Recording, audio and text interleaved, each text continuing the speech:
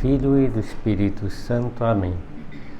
Meu Senhor e meu Deus, creio firmemente que estás aqui, que me vês, que me ouves. Adoro-te com profunda reverência. Peço-te perdão dos meus pecados e graça para fazer com fruto esse tempo de oração. Minha Mãe Imaculada, São José, meu Pai e Senhor, meu anjo da guarda, intercedei por mim.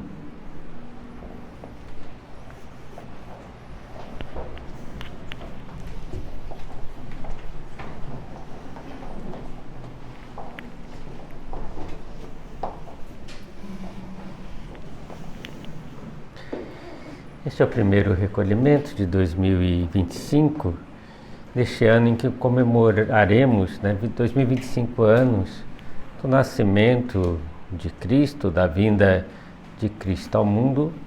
E é um ano especial, um ano jubilar e um ano santo, E esse jubileu foi proclamado pelo Papa Francisco através de uma bula denominada Spes non confundit.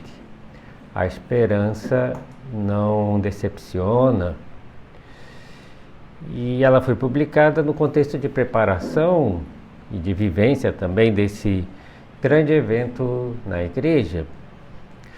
E os jubileus são tempos de graças especiais, de conversão, de renovação espiritual.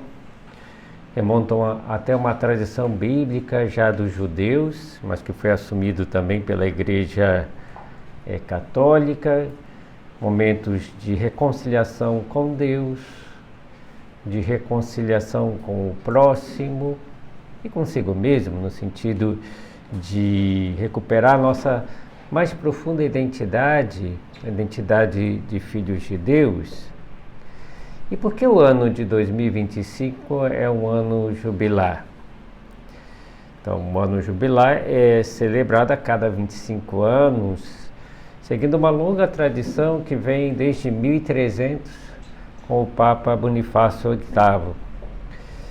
E eu penso que essa frequência também de comemorar de 25 anos um jubileu permite para a grande maioria das pessoas, uma vez na vida, pelo menos celebrar um ano santo, a menos que a pessoa morra com 24 anos, aí não. Mas é um tempo privilegiado de peregrinação, de perdão dos pecados, de indulgência, como veremos nesse recolhimento. Esse jubileu segue o jubileu do ano 2000, que foi mais especial ainda, 2000 anos de cristianismo, proclamado por São João Paulo II. E o que tem de específico, de próprio esse jubileu? O Papa Francisco pensa que o nosso tempo, esses últimos anos, estão sendo marcados pelo flagelo das guerras, muitas guerras acontecendo no mundo, que ameaçam a paz do mundo, e se torna necessário uma renovação, sem dúvida, da fé, do amor, mas especialmente da esperança de um mundo melhor, de um mundo em paz. E o título da bula diz exatamente isso, uma frase de São Paulo aos Romanos, no capítulo 5, versículo 5, Spes non confunde, a esperança não decepciona. Essa é a mensagem central. Devemos renovar a esperança neste ano, uma esperança que só pode provir de Cristo. Então, o ano jubilar de 2025 é um tempo favorável, um tempo oportuno, um tempo de graça extraordinário para que cada fiel retome o caminho da santidade. Quando eu li a bula do Papa, me recordava de uma frase de São José Maria, que dizia: essas crises mundiais são crises de santos. Então, precisamos que os cristãos sejam mais santos. E como renovar a santidade, unindo-nos mais a Deus, que é fonte de graça e de santidade. Para muitas pessoas, esperamos e rezamos por isso, será a ocasião de reaproximar-se de Deus, renovando o coração através da esperança que não decepciona. E leio umas palavras no início da bula do Papa Francisco. No jubileu, a Igreja se abre a todos, para que ninguém permaneça indiferente ao chamado à conversão e à reconciliação. Deus continua a nos oferecer a sua graça de modo abundante e surpreendente. Então vamos, nesse recolhimento, aprofundar em aspectos da virtude da esperança, realçados pelo Papa Francisco, nessa bula. Outro dia eu estava jantando com várias pessoas e tinha um senhor mais velho que estava ao meu lado, e eu perguntei: o senhor já leu a bula papal, né, do Spes non confundit? E ele disse brincando: padre, ultimamente eu só tenho lido bula de remédio. Dizia ele. Se você também não leu a bula papal, pode ser um bom propósito desse recolhimento, ler, né? Mas não se preocupe que nós iremos aqui resumir a bula papal, né? E a primeira ideia mestre ou mestra da bula é apresentar a esperança como certeza do amor de Deus. Quando São Paulo nos assegura que a esperança não engana, não decepciona, logo após ele nos dá um motivo para isso acontecer. E ele diz: porque o amor de Deus foi derramado em nossos corações pelo Espírito Santo que nos foi dado. Então nós possuímos o amor de Deus, que é o Espírito Santo. E onde nós recebemos principalmente o Espírito Santo? Através de dois sacramentos, do batismo, que nos torna filhos de Deus e, portanto, herdeiros do céu. Então, nossa esperança se baseia nisso. Eu mereço, por ser filho de Deus, a herança do meu Pai Deus, estar com meu Deus para sempre. Então, esperamos a vida eterna com Deus. Aliás, no rito, pelo menos antigo do batismo, dizia o que nós esperamos? A vida eterna com Deus. E no sacramento da Crisma, nós recebemos a plenitude dos dons do Espírito Santo, que é quem nos santifica, que nos faz amadurecer espiritualmente e merecermos, não por nós mesmos, mas por um dom de Deus, o céu.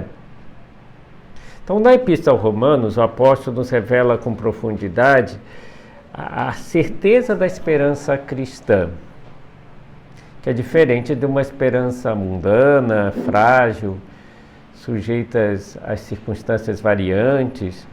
A esperança cristã tem raízes firmes, seguras, está ancorada no amor eterno e fiel de Deus por nós. E São Paulo dizia: nada nos pode separar do amor de Deus. Um amor paternal, um amor infinito. E quando contemplamos a vida de Cristo, principalmente a sua paixão, o seu coração trespassado de amor por nós encontramos a prova mais eloquente desse amor. Prova maior de amor não há do que da vida pelos seus amigos. E esse amor do Senhor, que olhamos para Cristo na cruz, vemos que é um amor misericordioso, que dá sua vida em remissão dos nossos pecados.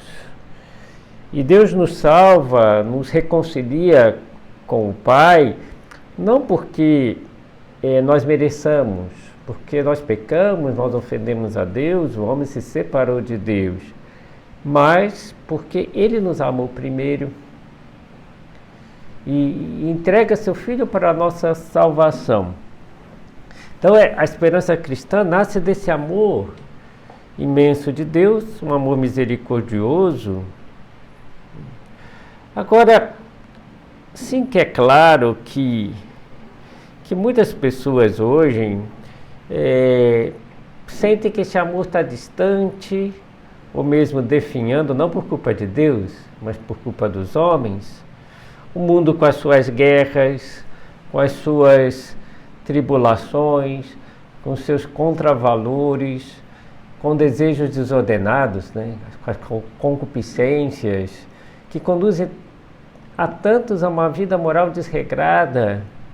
Isso desanima a tantos.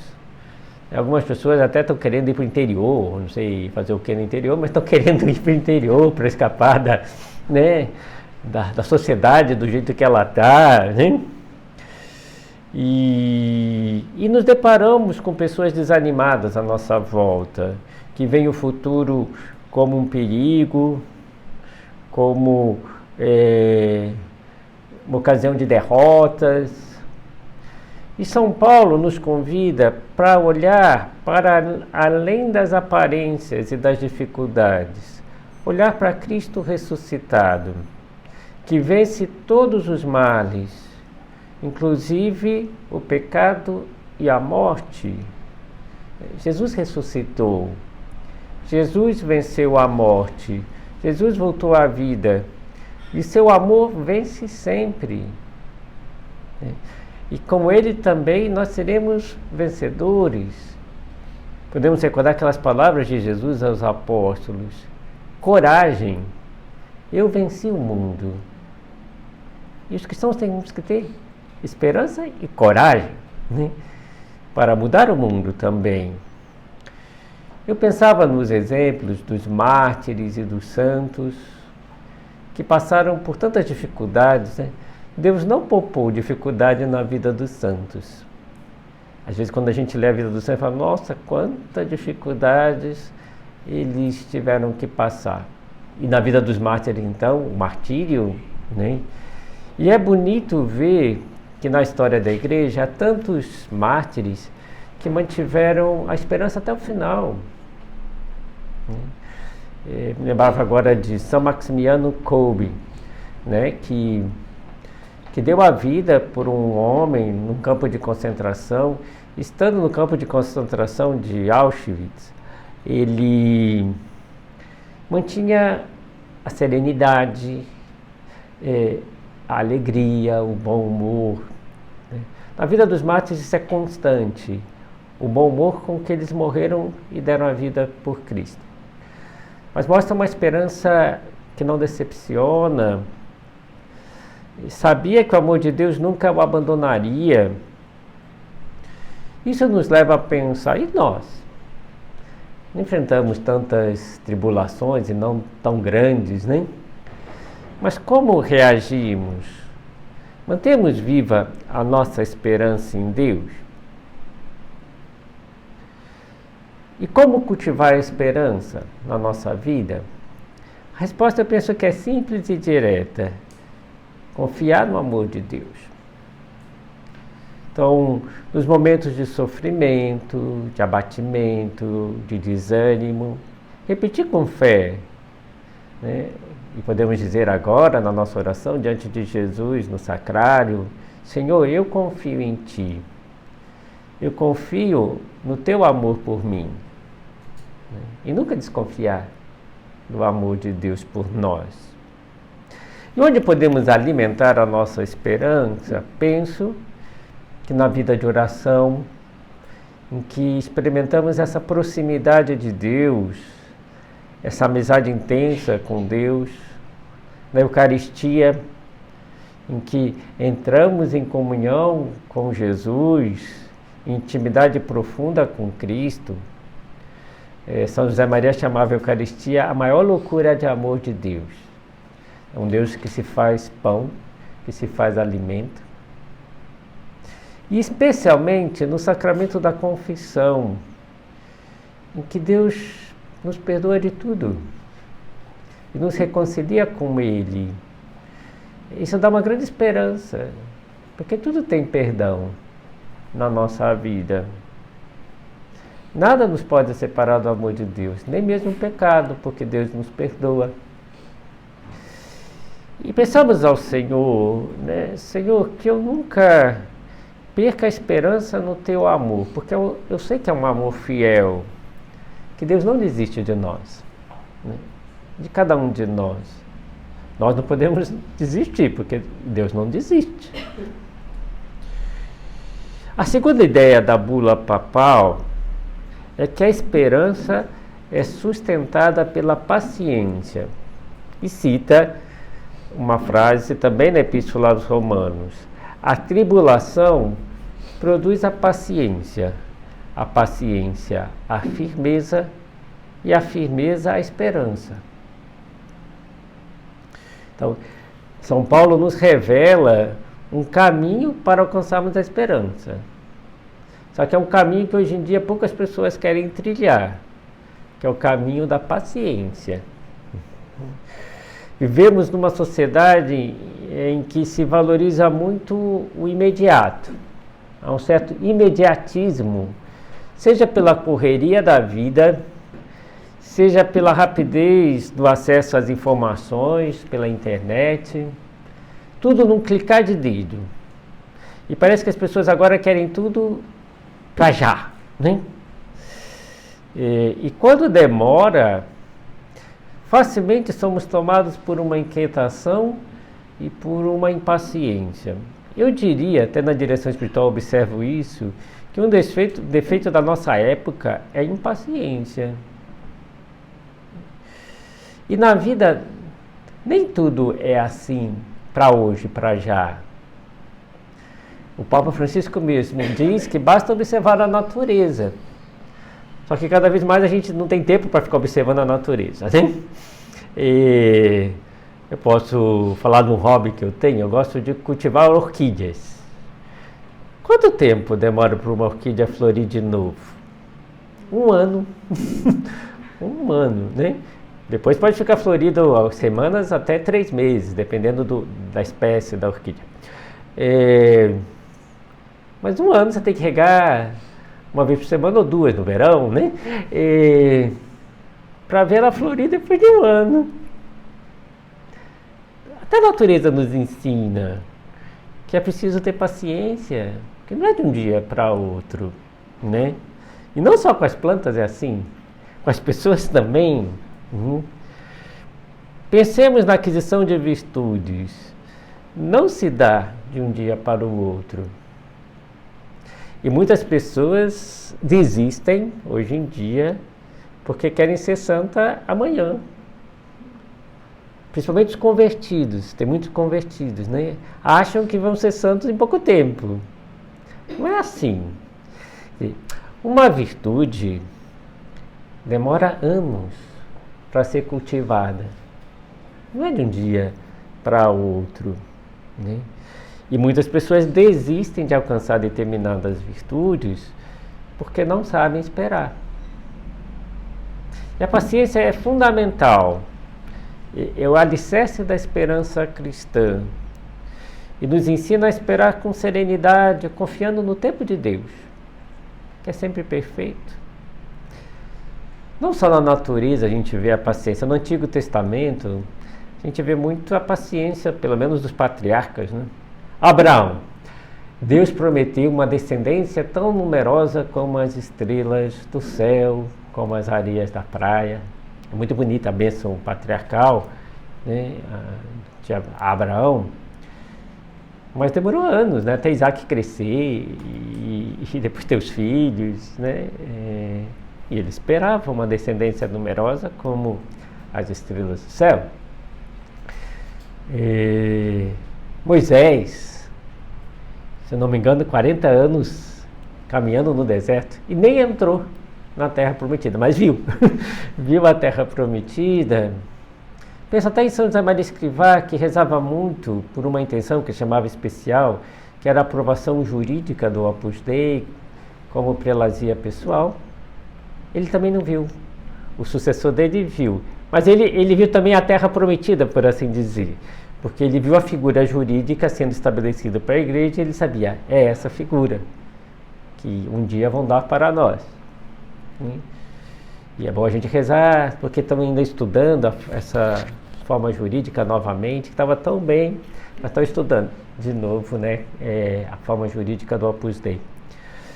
E se a gente pensa em São Paulo, já no Novo Testamento, ele que dizia, né, que a esperança não confunde, que não decepciona. A vida de São Paulo foi uma pedrada, né? Vamos dizer assim. Não sei se pode dizer assim.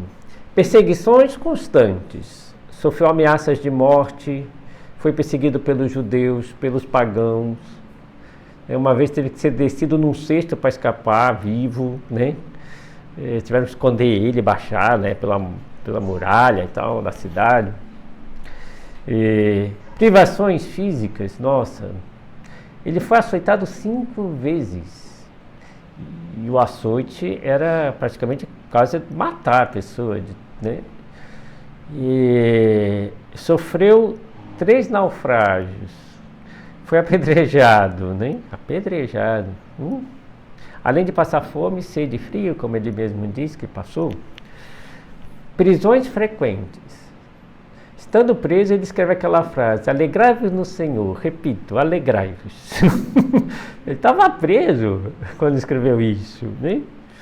Porque ele sabia que nada poderia separar do amor de Deus. Foi acusado de heresia, de tudo, e depois sofreu o martírio final.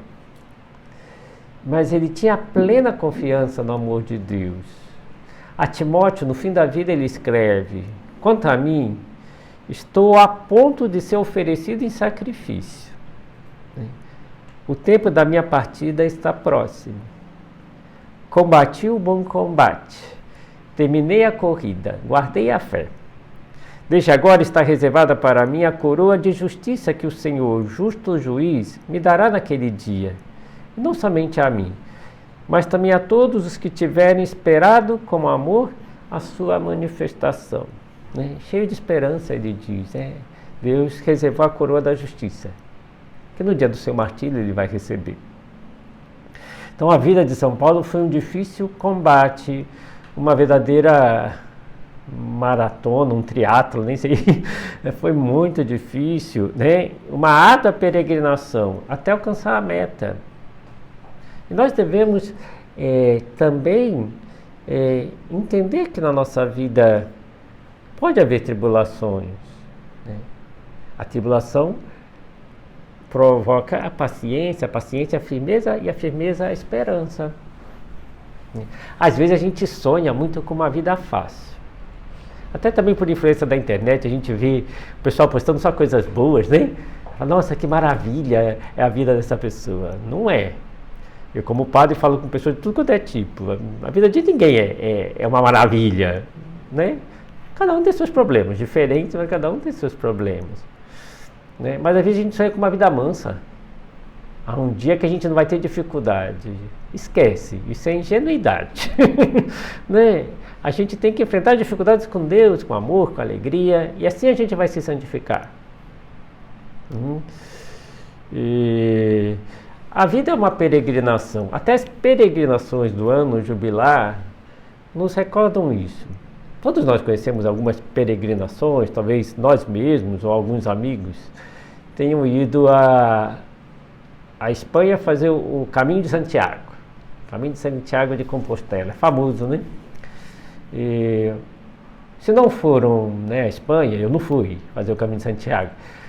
Muitos já foram fazer uma romaria Aparecida. E a gente chega a Aparecida, a gente vê tanta gente em peregrinação, às vezes até de joelhos, chegando lá diante da imagem, né? Quanto sacrifício para chegar aqui. E o que recorda a peregrinação? Que cada passo, mesmo que doloroso, porque no final é doloroso, né? É um ato de fé e de esperança, né? E cada passo na nossa vida tem que ser um ato de fé e de esperança. Eu vou chegar lá, né? Eu vou chegar à santidade. Deus quer que eu seja santo. Deus me dá todas as graças para eu ser santo. Falando em caminhada penitencial, no segundo semestre vai ter uma aqui em Florianópolis, no norte da ilha, né? Até a paróquia do Sagrado Coração nos Ingleses, onde está o corpo do servo de Deus Marcelo Henrique Câmara. É no dia 20 de setembro, vai ter essa caminhada.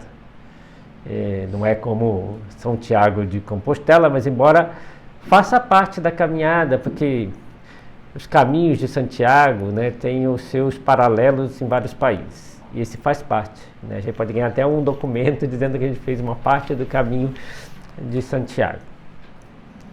Mas a ideia é caminhar em direção a Deus, né? Fazendo um pouco de sacrifício.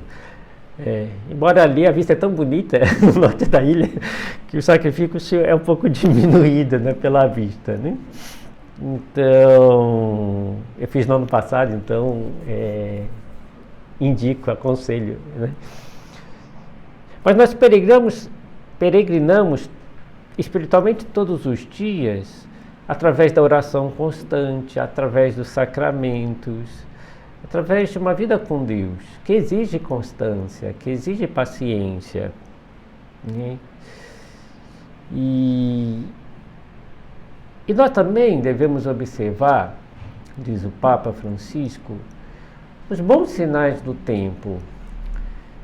Tem sinais ruins, como a guerra, sim, mas tem tantos sinais bons de esperança, né? O número de pessoas que têm se convertido ao catolicismo é uma coisa impressionante.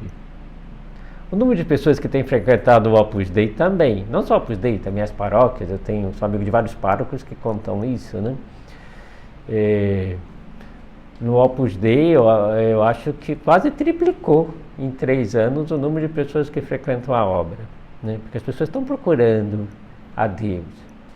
O que eu noto também nos jovens, não sei se vocês notam, nos jovens que frequentam a igreja, que eles estão muito comprometidos, né? No sentido de querer ganhar virtude, de querer estudar a doutrina, de querer ajudar os amigos, né? A mesma coisa que me impressiona muito, né? Então, tem muitos sinais de esperança. Eu diria que até no Brasil, uma espécie de novo Pentecostes, né? Muitas pessoas se aproximando de Deus. Então, ver esses sinais também, né? Não ficar olhando só para o que não está bem, ver as coisas positivas. E a terceira ideia da bula, e assim já vamos encerrando, né? É promover a paz. Bem-aventurados que promovem a paz, porque serão chamados filhos de Deus. Devemos rezar pela paz mundial, sem dúvida, nesse ano, né? O Papa Francisco fala, né? Eu vou ler a frase dele. Será excessivo sonhar que as armas se calem? Que não haja guerra no mundo? Mas também a gente pode pensar, será excessivo sonhar que as armas se calem na sociedade, nas famílias, né? Não só nos conflitos armados, há muito conflito armado nas famílias, muito conflito armado na sociedade, né? Não vamos desistir de sonhar que o mundo mais reconciliado. Isso também no Brasil, há muita polarização, muita intolerância, muitos ataques de uns com os outros, né? Está na hora de sermos um pouco mais irmãos, né? Não porque pensam de forma diferente em alguns temas que tem que ser meu inimigo. Então, temos que transmitir a paz. A paz é um sinal poderoso de esperança. Bem, vamos encerrando essa primeira meditação do recolhimento, né, vendo alguns aspectos da esperança, recordando só essas ideias mestras. Se apoia na confiança do amor de Deus, se alimenta com a paciência, se deve ser também buscada na vida de oração, na intimidade com Deus. E a paz no nosso coração é muito fruto da paz de consciência. Só poderemos transmitir paz se temos a paz no nosso coração, se nos afastamos do pecado, se aproveitamos esse ano também para nos confessar diversas vezes, para purificar o nosso coração. Pedimos a Nossa Senhora, Rainha da Paz, que interceda por nós.